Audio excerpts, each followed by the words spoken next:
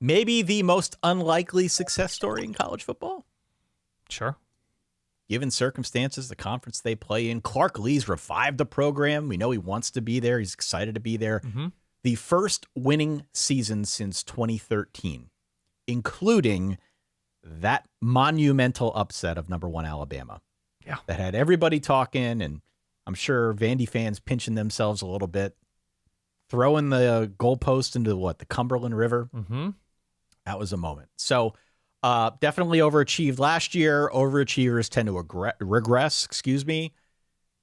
It's a little complicated when you consider that they've got a lot back. They lead the SEC in returning production. They didn't lose that much on either side of the football. So, yes, overachieved a year ago. Yes, regression tends to follow, but a lot coming back. The obvious question is, can they build on that? How much can they build on that, Dan? Right. It's a good question. They're not sneaking up on anyone this year. No. And so that is going to be different. Their road schedule is brutal. At Virginia Tech, at South Carolina, at Alabama, at Texas, at Tennessee to close out the year. Yeah. They have the best tight end in the conference. They have the guttiest quarterback in the conference. They've got a good defensive-minded head coach. They hit the portal pretty hard, which for schools that have Vanderbilt or Stanford or Northwestern, that type of academic standing, that's not an annual occurrence. So they're proactive in maintaining this roster. Obviously, they were proactive last year with the New Mexico State players, bringing in Jerry Kill. But I think they had the sneak attack factor last year. And there was a well-coached game. They made timely plays when they beat Alabama. That game was at home. Vandy on the road, playing against these places who are just going to show the Alabama film on the monitors in the facility all week long leading up is just different. Just on loop, right? Just looping it. Yeah, man. And so you kind of saw that at the end of the year where, like, South Carolina's not sleeping on them. LSU's not sleeping on them. Tennessee obviously was not sleeping on them in state. So I think it's going to be a different kind of year.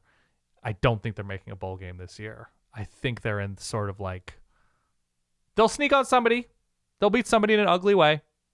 But I think it's more of a 4-8, 5-7 type year. Yeah, I'm out. I like Diego Pavia, and I've said it time and again, he's a big game hunter. Now, he was doing a little bit of talking in this preseason, talking up like playoffs. I mean, forget it. Great. But good for him. Like, you want that kind of confidence. You don't succeed without confidence. Yeah. No. So he's not doing anything wrong. Right. But I hear that and I kind of roll my eyes a little bit when I look at the schedule. But they have a lot back, and I'm curious to see if they can build upon that. The offense, the system that they run is kind of hard to prepare for. Mm-hmm. And so that does give them a little bit of an advantage, I think. But you're right. They're not going to be sneaking up on anyone this year. I think we need to pump the brakes a little bit, especially on the defensive side of the ball. Like, overall, Vandy's defense improved, but against the pass, it was a nightmare.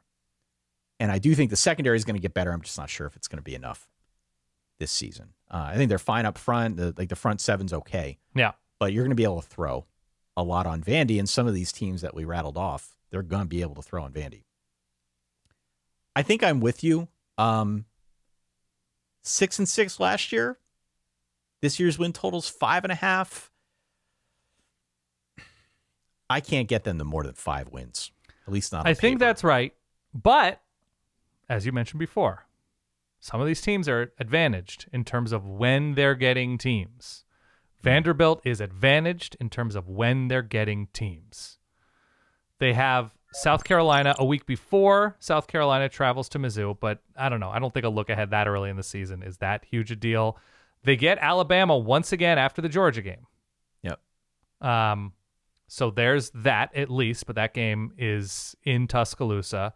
They get LSU in a sandwich spot between South Carolina and A&M. Wow. I called that one out, I think, didn't I, in part 2? That sounds right. Yeah, that's a big-time sandwich spot. They get Mizzou a week after Mizzou has Alabama and Auburn on the road in consecutive weeks. Okay. The Texas spot I think is fine. They have Auburn. The Auburn spot is fine. There was somebody else. Oh, Tennessee has Vandy, and look, that's an in-state, big deal game in better years. A week after Tennessee, I believe, is at Florida. So they are advantaged situationally with some nice spots.